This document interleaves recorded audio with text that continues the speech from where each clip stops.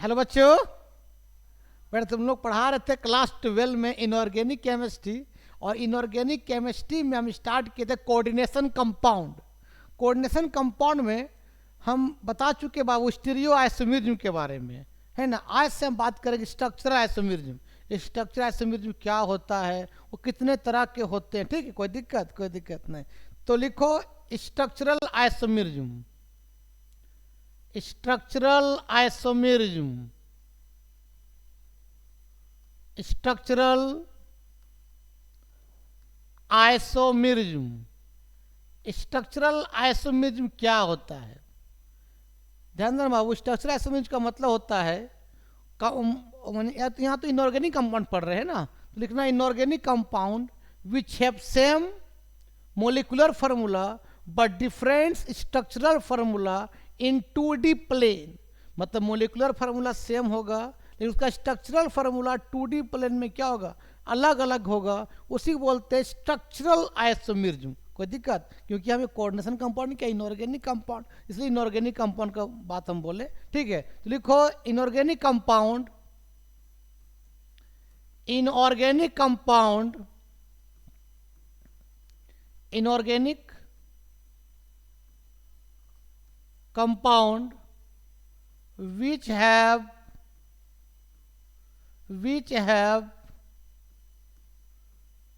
same molecular formula,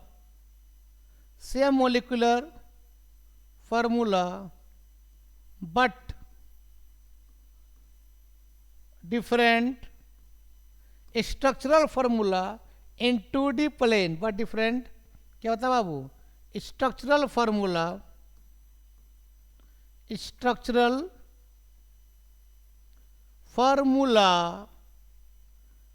in 2D plane is called, क्या बोलते हैं, स्ट्रक्चरल आइसोमेरिज्म बोलते हैं, ठीक है। इसको लिखो ना।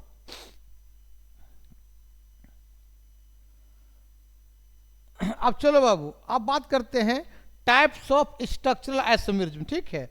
तो स्ट्रक्चरल आइसोमेरिज्म का जो टाइप होता है, पहला है बाबू, ध्यान देना, कोऑर्डिनेशन आइसोमेरिज्म।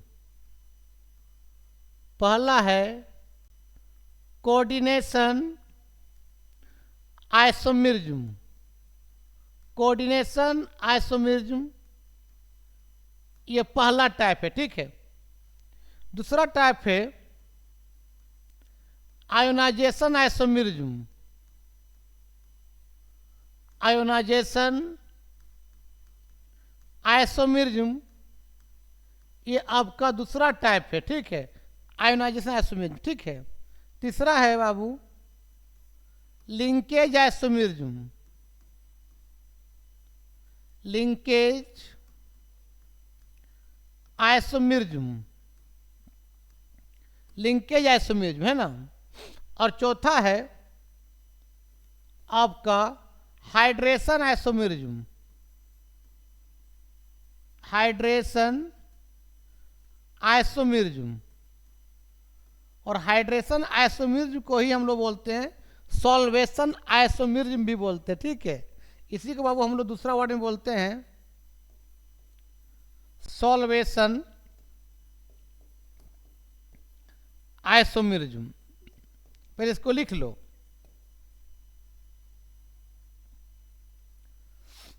चलो अब हम सबसे पहले बात करेंगे कोऑर्डिनेशन आइसोमेरिज्म क्या होता है। तो लिखो बाबू, कोऑर्डिनेशन आइसोमेरिज्म क्या होता है। कोऑर्डिनेशन आइसोमेरिज्म, कोऑर्डिनेशन आइसोमेरिज्म क्या है, कोऑर्डिनेशन आइसोमेरिज्म। ध्यान देना बाबू, कोऑर्डिनेशन आइसोमेरिज्म का मतलब होता है, ध्यान देना, मान लो यहां पर लेते हैं एक नेगेटिव कोऑर्डिनेशन कंपाउंड और एक लेते हैं पॉजिटिव कोऑर्डिनेशन कंपाउंड, ठीक है। जैसे ध्यान देना बाबू, ये CrNH3 या होल 6, ये चार्ज क्या +3, मतलब ये क्या पॉजिटिव कोऑर्डिनेशन कंपाउंड है ना। और हमने एक लिया बाबू, ध्यान देना, FeCN का होल 6 चार्ज -3, ये क्या है, नेगेटिव कोऑर्डिनेशन कंपाउंड है। अब यहां पर क्या होता है बाबू, या तो लिगेंड या तो central metal of D block element को एक्सचेंज करो। तो यहां पर क्या करते हैं, लिगेंड को एक्सचेंज करेंगे। बाबू लिगेंड एक्सचेंज करेगा ना तो चार्ज भी एक्सचेंज होगा, ठीक है। तो इसी बोलते हैं कोऑर्डिनेशन आइसोमेरिज्म। या तो मेटल कौन है, क्रोमियम कौन है, आयरन है, दोनों डी ब्लॉक एलिमेंट है ना।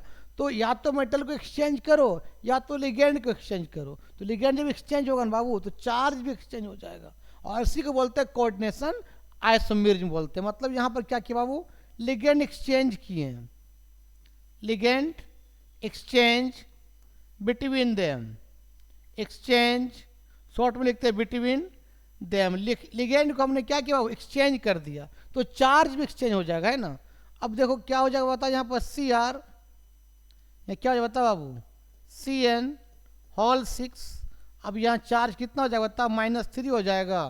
और यहाँ बता कितना हो जाएगा बताओ, ये Fe NH3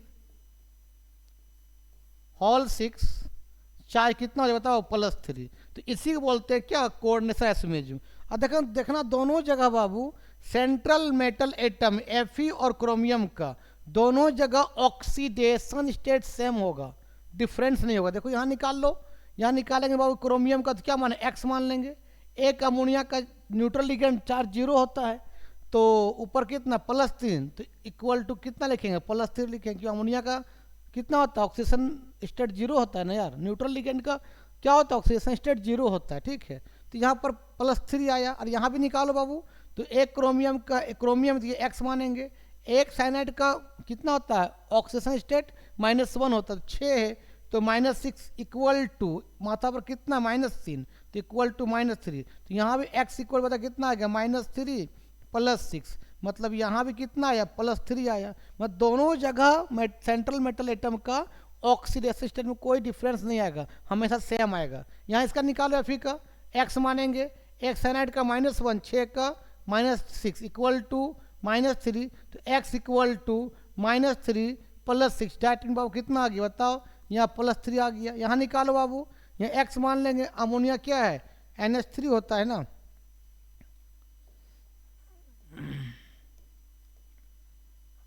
NH3 होता है, Fe NH3 का होल 6, Fe है, आयरन है, Fe है। यहाँ निकालो, आयरन का X मान लेंगे, अमोनिया न्यूट्रल लिगेंड चार्ज 0 होगा, तो कितना है, +3। देखो तो यहाँ पर आयरन का +3, यहाँ भी आयरन का +3, यहाँ क्रोमियम का +3, यहाँ भी क्रोमियम कितना +3। मतलब जब लिगेंड एक्सचेंज होगा ना तो दोनों का चार्ज भी एक्सचेंज हो जाएगा, और सेंट्रल मेटल एटम का ऑक्सीडेशन स्टेट पर कोई फर्क नहीं पड़ेगा, सेम ही होगा, ठीक है। इसी को बोलते हैं कोऑर्डिनेशन आइसोमेरिज्म, ठीक है। इसको लिखो, या तो लिगेंड को एक्सचेंज करो या तो central metal atom of D block element को एक्सचेंज करो, उसी बोलते हैं कोऑर्डिनेशन आइसोमेरिज्म। फार्मूला सेम होगा, उसका स्ट्रक्चर अलग अलग हो जाएगा, ठीक है, लिख लो।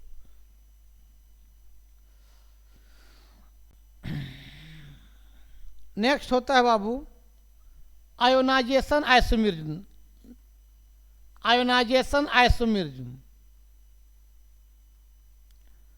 Ionisation isomerism, ionization isomerism. बाबू आयोनाइजेशन आइसोमेरिज्म समझो, यहाँ पर लिगेंड और काउंटर आयन के बीच एक्सचेंज होता है, ध्यान देना। जैसे मान ले, ध्यान देना, ये क्रोमियम है, यहाँ आपका NH3 होल 4 है, ध्यान देना बाबू, Br2, और इसका ब्रैकेट के बाहर क्या है, Cl है। तो जो बाहर रहता है, इसका ब्रैकेट के जो बाहर रहता है बाबू, उसको बोलते हैं counter ion. Counter ion, counter ion बोले तो पानी डालेंगे तो वो आयोनाइज कर जाएगा, और जो इसका ब्रैकेट के अंदर रहता है बाबू, उसको बोलते हैं कोऑर्डिनेशन स्फीयर बोलते हैं। सब तुम लोग मालूम पहले से ऑलरेडी है। कोऑर्डिनेशन क्या बोलते हैं बता ना यार, कोऑर्डिनेशन क्या बोलते हैं, स्फीयर बोलते हैं, ठीक है। अब क्या करते हैं, लिगेंड और काउंटर आयन की एक्सचेंज करो। ये Br अंदर है, लिगेंड है, और ये Cl क्या बाहर, मतलब काउंटर आयन है, तो आपस एक्सचेंज करो। तो इसको ऐसे भी तुम लिख सकते हैं मेरे भाई, देखो Cr क्रोमियम, Cr का मतलब क्रोमियम रे, NH3 का होल 4, हमने क्या किया बताओ, Br Cl को अंदर कर दिया और एक जो लिगेंड था Br उसको बाहर कर दिया, मतलब काउंटर आयन बना दिया। ठीक है, अब दोनों को रिएक्शन करवाऊँ AgNO3 से, सिल्वर नाइट्रेट से, AgNO3 से, तो यहाँ जो वाइट पीपीटी यहाँ बनेगा AgBr का पीपीटी, AgBr का सिल्वर ब्रोमाइड का पीपीटी, और सिल्वर ब्रोमाइड का जो पीपीटी होता है वो पेल येलो होता है, पेल येलो होता है। ठीक है, अब अब यहाँ पर अगर तुम इसको सिल्वर नाइट्रेट इसको रिएक्शन करवाओगे इसको AgNO3 से, तो यहाँ जो पीपीटी बनेगा बाबू ध्यान देना, AgCl का आपका वाइट पीपीटी बनेगा, वाइट पीपीटी किसका बने बताओ, AgCl का। तो हम देख रहे हैं बाबू यहाँ पर एक ही कंपाउंड है, सिर्फ लिगेंड और काउंटर आयन एक्सचेंज कर देने से यहाँ AgCl का पीपीटी बना, यहाँ AgBr का पीपीटी बना, मतलब अलग अलग आयन बन गया, तो उसका प्रॉपर्टीज भी चेंज हो जाएगा। तो इसी बोलते हैं आयोनाइजेशन आइसोमेरिज्म, मतलब यहाँ पर क्या करते हैं, लिगेंड एंड काउंटर आयन के बीच में बताओ क्या होता है, एक्सचेंज होता है, उसको हम लोग बोलते हैं आयोनाइजेशन आइसोमेरिज्म बोलते हैं, इसको लिख लो। चलो अब हम बात करते हैं तीसरा लिंकेज आइसोमेरिज्म के बारे में। लिंकेज आइसोमेरिज्म, लिंकेज आइसोमेरिज्म क्या होता है, देखो लिंकेज आइसोमेरिज्म ध्यान देना, यहाँ हम लोग बात आएगा एम्बिडेंट लिगेंड की, यहाँ यूज होगा एम्बिडेंट लिगेंड। तो हम बता चुके हैं कि एम्बिडेंट लिगेंड क्या होता है। एम्बिडेंट लिगेंड एक तरह का मोनोडेंटेड लिगेंड ही है, मोनोडेंटेड लिगेंड ही है, मोनोडेंटेड लिगेंड ही है, लेकिन इसमें कुछ डिफरेंस है। मोनोडेंटेड लिगेंड का मतलब होता है जो one pair of electron central metal को डोनेट करता है। तो यह एम्बिडेंट लिगेंड क्या होता है, उसका दोनों atom one pair of electron central metal को दे सकता है, लेकिन वन टाइम एक ही देगा। जैसे मान ले बाबू ये मेटल के साथ अभी Cn लगा हुआ है, मतलब Cn का कार्बन दे रहा है वन पेयर, जिसको बोलते हैं मेटल साइनाइड बोलते हैं। क्या बोलते हैं बाबू, मेटल साइनाइड बोलते हैं।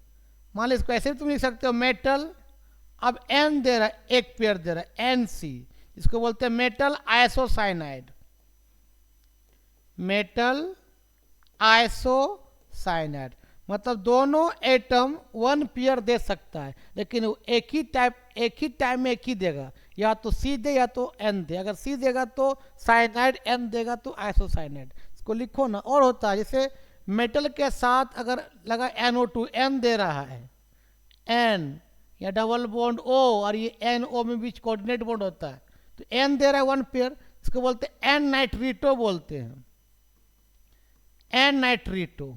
अगर O देगा तो उसको बोलते हैं O नाइट्रीटो, लेकिन वन टाइम में एक ही देगा, या तो N दे या तो O दे, वन पेयर। मान लो मेटल है, अब बता कौन दे रहा, O या N डबल बॉन्ड O। अब इसको बोले बाबू O नाइट्रीटो बोलेंगे, O नाइट्रीटो। तो इसको बोलते हैं हम लोग एम्बिडेंट लिगेंड बोलते हैं। तो लिंकेज आइसोमेरिज्म में वही होता है, ध्यान देना। मान लो यहाँ इस तरह से क्रोमियम है NH3, ध्यान देना, आपका होल 4 या NO2, और बाहर में है आपका काउंटर आयन क्या, Cl2। बताइए NO2 मतलब कौन दे रहा है, N दे रहा है, किसको, क्रोमियम को, तो इसको बोलते हैं वो N नाइट्रीटो बोलेंगे, यहाँ पर N नाइट्रीटो बोलेंगे। इसको तुम ऐसे भी तुम लिख सकते हो, ध्यान देना, क्रोमियम NH3 का होल 4 ONO, और बाहर में क्या बताओ आपका Cl2 है। तो अब कौन दे रहा है, O दे रहा है, कौन दे रहा है बाबू, O दे रहा है, तो इसको बोलते हैं हम लोग O नाइट्रीटो, O नाइट्रीटो। तो इसी को हम लोग क्या बोलते हैं, लिंकेज आइसोमेरिज्म। मतलब यहाँ पर एम्बिडेंट लिगेंड होगा, और एम्बिडेंट लिगेंड का खासियत है कि दोनों एटम वन पेयर दे सकता है, लेकिन वन टाइम में एक ही देगा। या तो अगर एन दे रहा है तो ओ नहीं देगा, ओ दे रहा है तो एन नहीं देगा। इसी बोलते हैं लिंकेज आइसोमेरिज्म। इसको लिख लो ना।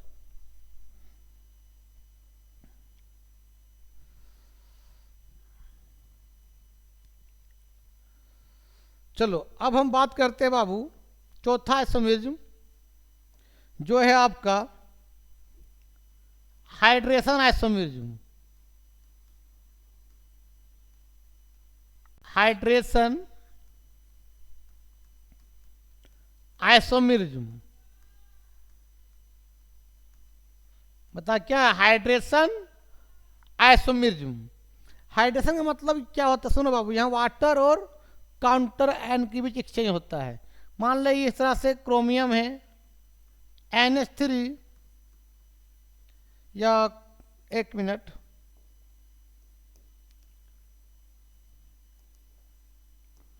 मान लो सर लिखे हम लोग क्रोमियम H2O का होल 6 और बाहर में है काउंटर आयन क्या? Cl3। अब यहाँ क्या होता है? वाटर और काउंटर आयन के बीच में एक्सचेंज होता है। मान लो इसको ऐसे लिख सकते हैं, क्रोमियम H2O का होल 5, एक Cl को अंदर ले जाओ और एक वाटर को बाहर ले जाओ, तो ये क्या हो जाएगा? H2O, और क्या हो जाएगा? Cl2 होगा। फिर इसको उसी तरह करते जाओ, वाटर और काउंटर आयन में एक्सचेंज करो, फिर एक वाटर मॉलिक्यूल बाहर जाएगा तो एक Cl अंदर आएगा। मतलब तुम इसको ऐसे भी लिख सकते हो, CrH2O होल 4 आपका Cl2, फिर बता कितना हो जाएगा? बोलो यार, 2H2O है ना, इंटू क्या? एक Cl बचेगा। तो इसी बोलते हैं क्या? Hydration isomerism. मतलब बाबू यहाँ वाटर लिगेंड रहेगा, मतलब वाटर आपका लिगेंड रहेगा, यहाँ पर वाटर लिगेंड रहेगा, एंड काउंटर आयन के बीच में क्या होता है? एक्सचेंज होगा, उसको बोलते हैं हाइड्रेशन आइसोमेरिज्म, या इसी बोलते हैं सॉल्वेशन आइसोमेरिज्म बोलते हैं। सॉल्वेशन आइसोमेरिज्म बोलते हैं। लिख लो रे बबुआ, लिख लो। तो आज के वीडियो में यहीं समाप्त करते हैं, ठीक है? वीडियो अच्छा लगता है देखो और दोस्तों को फॉरवर्ड करो, ठीक? तब तक के लिए बाय बाय।